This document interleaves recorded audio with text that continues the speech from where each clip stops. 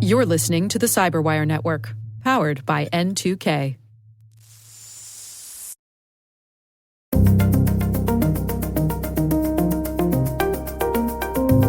As consumers, a lot of them waited till, I think it was July, to file taxes. There were a lot more opportunities to impersonate them and file false returns.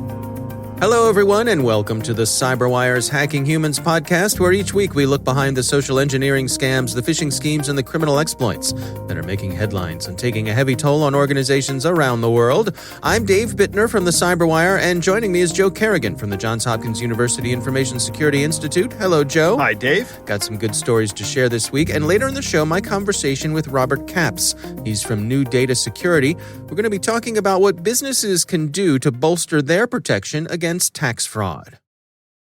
All right, Joe, before we get into our stories, we have some follow-up this week. What do we have here? Dave, I wanted to talk about a story I saw on Wired about 2 weeks ago.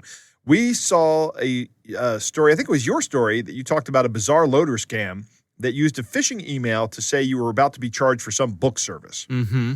I believe it was called World's Books or something like that. Well, this article in Wired talks about a scam so similar, it pretty much has to be the same group. Okay. Right? But they're using a new hook, right? And it's a totally fake streaming site called Bravo Movies. Oh. And if you go to the link, you'll actually see like broken English, terrible movie titles. It kind of looks like a streaming site. Okay. But the scam is exactly the same. You call a number to cancel your $800 service, which you didn't order. Right. And they walk you through the same process of installing Bizarre Loader. Okay. So same scam, different hook. All right. Well, let's move on to our stories. Why don't you start things off for us? Dave, my story comes from a listener named Jason. And Jason actually is friends with a reality TV star who was on The Amazing Race. Her name is Liz Hunt. Okay. And she was trying to sell a gold bracelet on Facebook Marketplace. Okay. And somebody tried to scam her out of the gold bracelet. So he sent me the transcript of the Facebook Messenger application, because here's how this works. You put something on Facebook Messenger, and then you start exchanging messages with the person through the Facebook platform about how you're going to pay for it, how you're going to get it there. And this person calls themselves Anthony Wing. And the first thing they do, of course, is they say, hey, is this bracelet still available? And she says, yes, it is. And then he starts asking some interesting questions, like how long have you owned it and where are you located? And she answers these questions. And he says, are you in the USA? And about what will the postage fee be? So we start to set her up, and he says, I'll include an extra $100 for shipping, and I'll send you the payment now.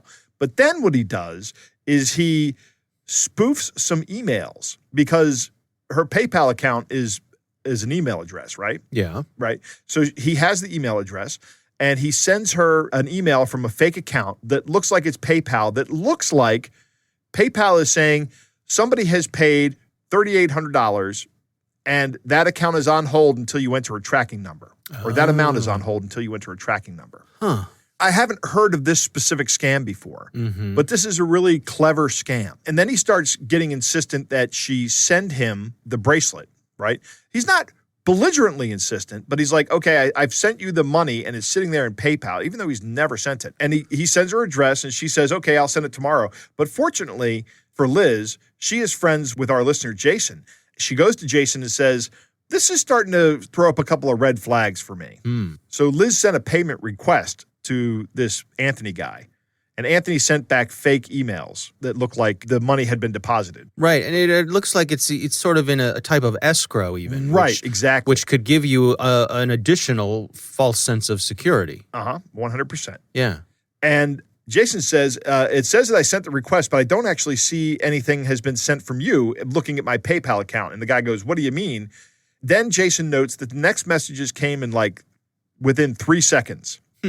Right? In other words, this guy's just copying and pasting. Oh, he's got a whole series of scripts. Right. Exactly. So now I'm picturing somebody who has, a couple dozen windows open who's just click, click, click, click, click, click. Yeah, out there Right. scamming people. Right. He says, I want you to know that for some security reasons, some sellers do not ship once they get the money. So PayPal has decided to receive the shipment details of the item that is being paid for by customers before the funds can be released to the seller. That is why you need to ship the item once you get the payment confirmation email, this is the email that he sent, Right. and get back to PayPal with the shipment tracking number for them to verify once that it's done. And Jason's, again, posing as Liz, says, I mean that my PayPal account has no funds from you. It just shows that I requested money. The emails you sent didn't come from PayPal. They came from a website that isn't PayPal. Plus the transaction ID on PayPal from the money request. And your fake email didn't match either. Nice try, right? So Jason terminates this. Now, I did a little bit of looking around on this. Okay. There is no escrow service like PayPal has. PayPal says they have buyer and seller protection. And that if you make a payment and somebody doesn't send you the item, then you can't really get that money back, but you can file a dispute and be made whole. Right. I don't know how PayPal does that working against fraud. Yeah. Well, remember, we've seen other versions of scams with PayPal where someone will send you something that is not the item you ordered. Right. Just so they have that shipping receipt. And that makes it a lot harder to get your money back from PayPal because the scammers can go to PayPal and say, no, we totally shipped them something. Look, here's the receipt from UPS or FedEx or whoever. Right. Yeah. And I don't know if that's just a delaying tactic, but PayPal actually has on their site, it says what was delivered was not what was promised. Ah, okay. So That's good. That's good. You have that option. Right. Right. Right. In fact, they'll even satisfy a dispute if you ordered 5 of something and only got 4 of them. Huh. And the seller refuses to send you another one. Okay. First thing PayPal says on their website it's best for you and the seller to work things out before contacting us. Don't bring us into this mess. Right, exactly. I find that a little bit smarmy on PayPal's part, really. Right. I mean, but in truth, you should say to the seller, hey, you said you were going to send me 4 of them. I only got 5. And the seller might very well go, that's an honest mistake. Let me send you the 5th one right now. Sure. You have like 60 days to file a grievance or a claim in this manner. But PayPal does not have an escrow service, which is interesting. This guy wanted to convince Liz that PayPal does have an escrow service. Yeah. And he was trying to get a free, very expensive bracelet. Right. Right. But thanks to our listener, Jason. Well, and also the woman who had the bracelet, she did the right thing. She slowed down. Yep. She checked with a friend. Something didn't feel right. And saved herself a lot of trouble. Yeah. Yeah, because she never would have gotten that bracelet back. I mean, that would have just gone to somebody who had been waiting outside the address, taken the package delivery from whoever sent it. Yeah. That's why they wanted a tracking number, is so that they know when it's going to arrive. And they don't live at this address that they sent. The address is probably the address of some innocent person or some company. And they just stand outside and go, oh, is that a package for XYZ? And the FedEx guy goes, yeah, here, take it. Right, exactly. I'm XYZ. Right. What a crazy random happenstance. I happen to be out here. Yep. Yeah. Thanks to our listener, Jason, for sending that in. My story this week comes from the FBI. Oh. This is from the IC3. They're the Internet Crime Complaint Center. That's right. The FBI issued a public service announcement. Joe, I have to say, you are a parent. I am a parent. Yes. Every parent's worst nightmare is the thought of one of your kids going missing. Yep. Right? Absolutely. And Still I think keeps me up. And my kids don't even live with me. right, they're out of the house and you still worry about where they are. Yep. No, it's just the way of things. I remember one time our youngest son went missing for a matter of minutes, but at the beach. But it felt like days. Right. We just couldn't put an eye on him. And there is no place worse to have a missing kid than the beach. Yeah. My daughter chased a seagull down the beach once and terrified her mother and me. This was similar. He had a hard. So he was down at the seashore with his brother. And, we were sort of camped out a little farther up on the beach, and his brother came back to, I don't know what, get a soda or who knows, and we were like, well, where's your younger brother? He's like, I don't know. It's like, you were supposed to be watching him. Oh, sorry. So, anyway, so we go looking for the younger one, can't find him. Panic ensues, of course. Right, yeah. But you know what? He did the right thing. He couldn't find his way back to us, so he just went over to the lifeguard station and sat down in front of the lifeguard station and just figured, well, if they're going to look for me, they're going to come check with the lifeguard first. And Sure enough, that's what happened. There he was. Happy ending. Yes. Anyway, long story short, I know, too late. The IC3 is talking about scammers who are using social media to target victims of missing persons cases. Ugh. So a family has an incident of a missing person. Let's say, I don't know, a teenager runs away or Right. or someone, just anyone in the family goes missing. And a family who is in great distress over this, of course, they start putting the word out on social media that this person is missing. If you know anything, please contact us, so on and so forth. And these scammers, they monitor social media for these things, and then they follow up with the families and demand a ransom for the missing person. Ugh. And the ransom is typically between $5,000 and $10,000. The FBI noted that for some reason $7,000 is a common ask of these bad folks. I don't know why, but there's that.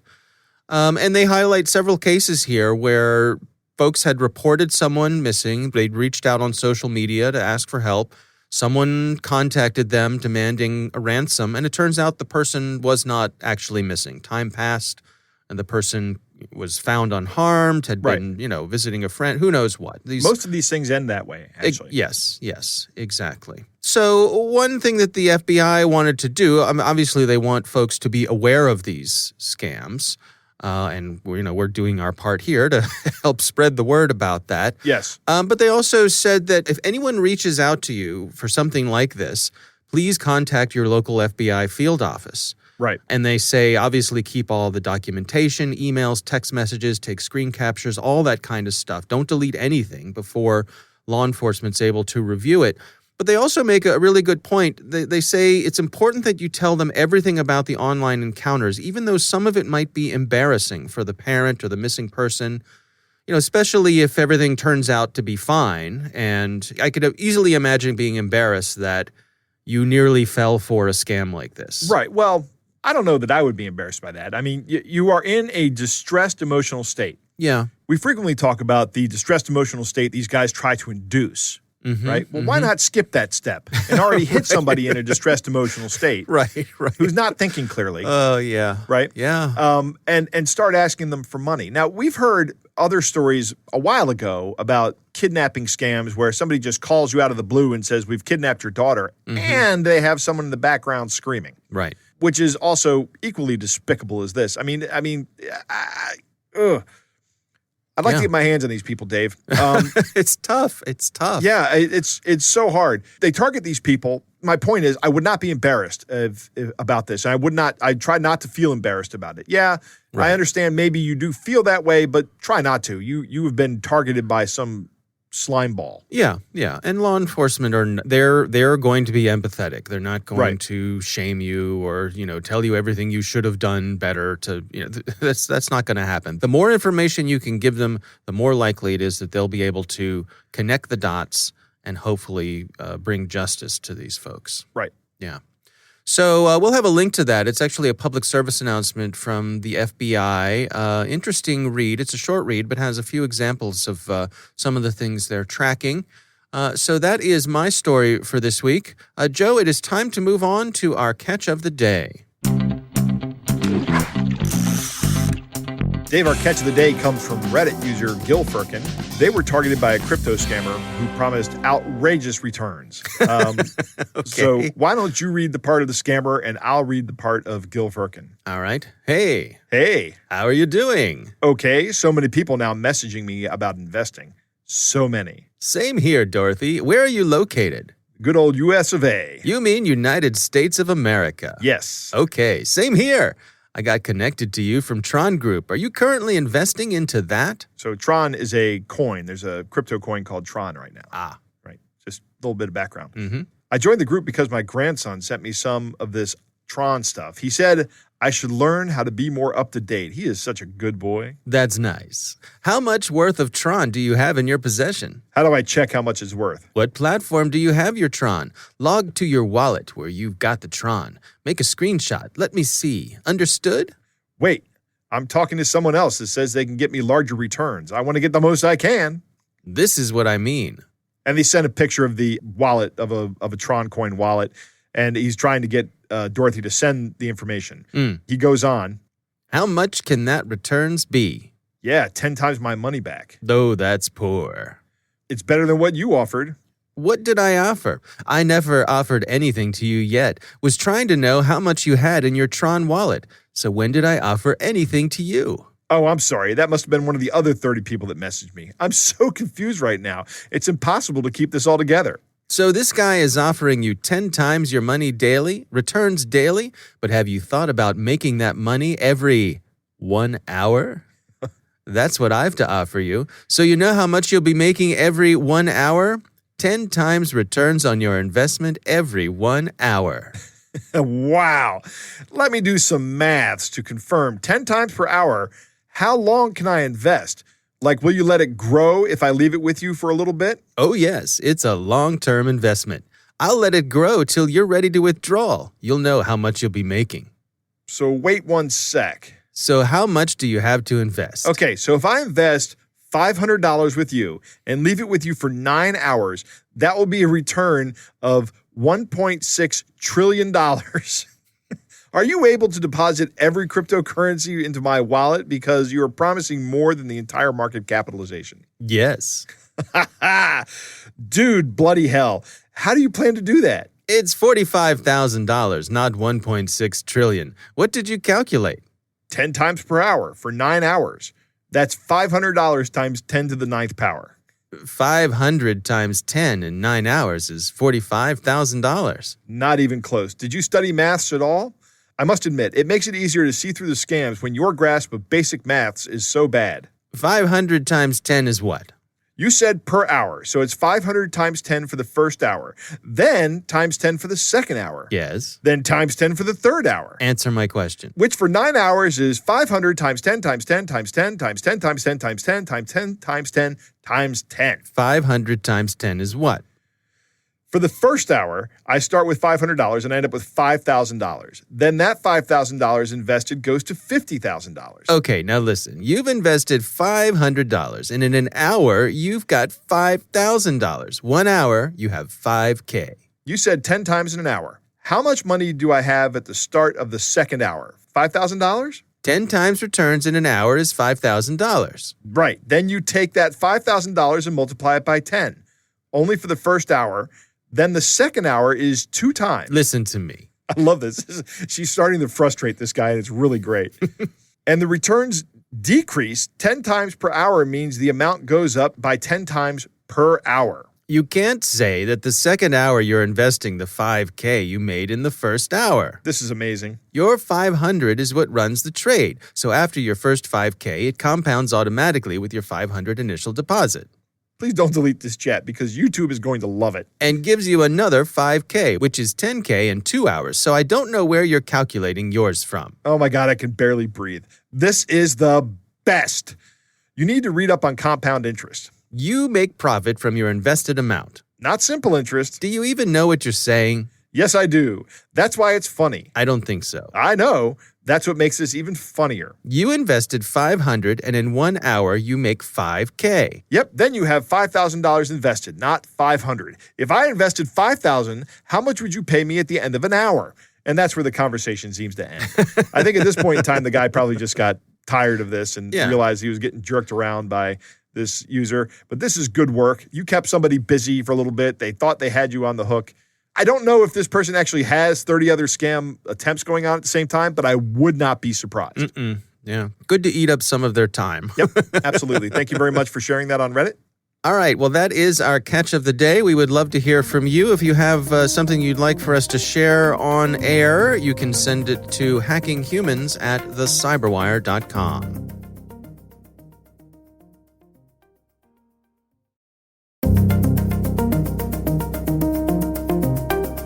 Joe, I recently had the pleasure of speaking with Robert Capps. He is from New Data Security, and our conversation focused on what businesses can do to bolster their protection against tax fraud. Here's my conversation with Robert Capps. The interesting piece about last tax season is that they pushed the date out so long. And so that allowed some fraudsters to impersonate more consumers before tax date. And as consumers, a lot of them waited till, I think it was July to file taxes. There were a lot more opportunities to impersonate them and file false returns. And that did happen.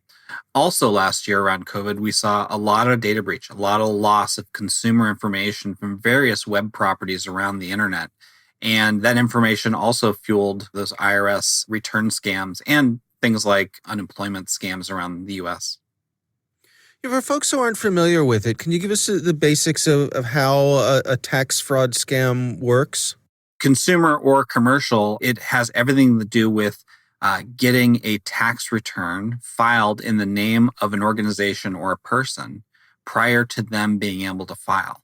And those filings tend to be focused on creating a tax refund, so a refundable balance with the IRS, and then giving banking credentials to the IRS to transfer that refund into a malicious actor's account, a cyber criminal or a fraudster. Once that money is in their account, they go through the normal process of washing that money and sending it to money mules and then getting it out of the country or getting it into the hands of the fraudster themselves. And then the unwitting taxpayer or business comes behind and files their taxes as they normally would, and the IRS comes back and says, hey, not so fast, we've already processed your return? Yep, and then the individual, the organization is on the hook to prove they didn't. In previous years, that was very difficult as tax fraud or return fraud has become a more common occurrence. The IRS now has better mechanisms for dealing with those false returns and helping consumers resolve those issues. Now, of course, with COVID, staff aren't necessarily in the office, or there are fewer staff in the office, and that makes it harder to get the kind of attention that you need. Now, they're still there to help. There are just a lot more people needing help and fewer people doing the work. So you have to be patient, unfortunately. What sort of things can folks do? I mean, are there the equivalent of multi-factor authentication for filing taxes? Yeah, so going and making sure that you create your online IRS accounts and you've got a login and password associated with your social security number or taxpayer ID number on file with the IRS helps tremendously. There are mechanisms for putting PINs and other authenticators on your returns that must be known in order to get your hands on future returns or your past copies of your past returns. It's not too difficult to order transcripts of someone's previous returns to get things like adjusted gross income and other information from those accounts. The IRS has made it harder over the last couple of years to get that information, but it was rather simple in previous tax years to get that information. And that makes it really easy to do things like online tax filings for a consumer. What about for businesses? Are there any things that they should be on the lookout for? I think that any business that has employees is potentially a target for cyber criminals to get information about those consumers, their employees, that they could file taxes on behalf of. That information disclosure risk is there. And so people in the HR team, the accounts payable team, whoever's preparing the tax documents themselves needs to be diligent that the replacement W-2s or 1099s, that those are being sent to the legitimate person, not to someone who shouldn't have access to them. On the other side of the coin, corporate tax fraud is an issue, and getting information from an employee either through social engineering or getting malware onto their computers in the office can create all kinds of havoc, not just at tax time, but also attacking bank balances. And you see unrequested international wire transfers out of corporate accounts to third-party accounts in another country that can't be recovered. Those things are all problems when we talk about the corporate side of the fraud, when companies are defrauded by these same individuals. At the end of the day, all schemes come back to some level of value being taken out of the system by a fraudster. And taxes are one cover for it, but they're all the same basic confidence scams. Convincing someone in an accounts payable role or a controller role or something like that to either provide credentials to allow transactions or to trick them into performing transactions on behalf of the fraudster. We often talk about third-party risk, and it strikes me that as an individual taxpayer, but certainly as a business, it's probably likely that I have engaged with someone to help me with my taxes. Certainly here in the U.S., I think it's fair to say that they're complicated enough that you need a level of expertise that your average person does not have. Are there things that we should be checking with our providers on? Are there questions we should be asking them to make sure that they're doing their due diligence? If you're dealing with an agency, a physical organization that is processing your taxes, you drop off the packet, they hand you your taxes at the end, you sign, and they get mailed in, or even electronically delivered on your behalf. Those organizations really need to be taking security into account. Where taxes, more than a decade ago, were all on paper. Tax return fraud was the result of breaking into someone's office and stealing boxes of paperwork. Now that's all digital. And so whoever's preparing your taxes or assisting with your taxes really needs to take computer network security into account. And that isn't always the case, right? Because some folks are not as computer literate as we might want them or expect them to be given their position. And so, having a conversation with your tax preparer about their cybersecurity practices, understanding, whether they're engaging a corporate service or a commercial service to help them do that, or they just happen to be hiring their nephew to come in and run antivirus on their machines. Very different risks involved with those two positions. And just understanding who you're dealing with and what their technical capacity is for protecting your information. Organizations that have a focus around this will probably have a security policy. They'll probably have some other policies they provide you when you sign up for their services. And if you don't get any assurances that they're providing, secure storage and processing of your information, ask before you provide. What do you do with this data? How do you store it? What do you do when you're done with my taxes? Really key questions to ask of any provider. What about the IRS themselves? Has there been an evolution on their part in terms of recognizing that this is shifting online and so the velocity of potential losses has increased? Yeah, I think they do. And the fact that they now have people that are dedicated to investigating and resolving these issues shows a recognition that there's a problem. Each tax year, we see them become more and more sophisticated with how they verify a consumer's identity during a digital submission of taxes. It's still not perfect, but I'm a big fan of good as as an alternative to waiting till everything's perfect. Right. And in this situation, it's getting to be good enough for most uses and for protecting most consumers.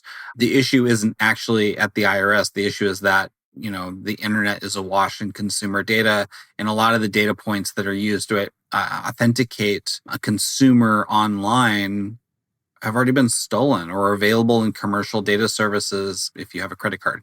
So with that being the case, moving towards more of a deterministic consumer human identity online will help this problem immensely, but there's a lot of work yet to be done to get to that point. And so we're seeing organizations like the IRS using commercial identity verification tools. We're seeing them adopt things like pre-registered PINs and registering for online accounts that once they're initiated, no one else can access unless they take them over, which is a much harder process. There's just a lot of things they're now taking into account when it comes to securing these tax returns and the funds coming from them that they weren't doing before. So yeah, they're absolutely taking it seriously. That's for sure. Yeah. Do you have any insights? For example, you are there at NuData. You're a MasterCard company, and certainly the credit card industry have led the way when it comes to the automated detection of fraud. Right. Is that technology that we assume the IRS is implementing as well? I don't have a positive knowledge of what they've deployed because rightfully so, they don't want to talk about those things. Right. we could all hope. What I can see from outside, from a concerned taxpayer who's focused in on this space, is that they appear to be looking for telltale signs of fraud. They've got a large corpus of data that they can analyze to understand what are patterns of malicious activity or potentially malicious activity, and detecting future iterations of those patterns isn't out of the realm of their technical capabilities. So my assumption is they are doing those things because it sounds like they're catching more and more of this stuff as it's filed versus waiting for the consumer to catch it when they go to file their own taxes. Right. So I assume they're doing things that they should be doing here to make this stuff work. I mean, it's in their best interest as well, right? I mean, they want it to go as smoothly as possible. Yeah, but I think that the thing that we need to keep in mind is that when we're dealing with financial fraud, because this is really what this is, it's diversion of taxpayer resources to a fraudster. Once that money's gone, it's gone. Those are tax dollars we've all put into the system through our payroll taxes and income taxes, and all the things that we pay in our daily lives to help support the U.S. government. Those dollars going to a fraudster mean they don't go to the right consumer who they belong to, and they still have to be made up to that consumer. So it's an aggregate loss to the country as a whole and all taxpayers. And that's the thing that I think most of us need to keep in mind. This is not a faceless crime of just money being stolen from the government. These are our dollars that are being stolen. And so, we all have a vested interest in making sure that the system is as effective and protected as it can be, because there are better things we could be spending that money on.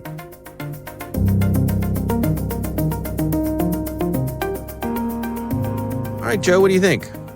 Dave, last year they pushed out the tax due date. Wasn't that great? Pushed out to July. That gave me a lot of time to come up with my tax bill. Okay.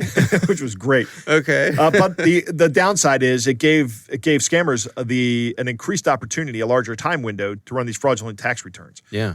More people need help, and fewer people are helping at the IRS because of the pandemic. Mm-hmm. So it's just going to take longer to get things. Robert says, be patient. I guess we have to be patient. One thing you can do is get yourself an identity protection PIN with the IRS. If you're going to file electronically or you're going to get a return, get that IP PIN. If you're listening in the car, wait till where you're going, go get an IP PIN. Right. It's very important. It stops a lot of this stuff in its tracks. Yeah. Robert said it's not too difficult to order transcripts of someone's previous returns. It's harder, but when the government's dealing with people, they have to provide services to everybody, right?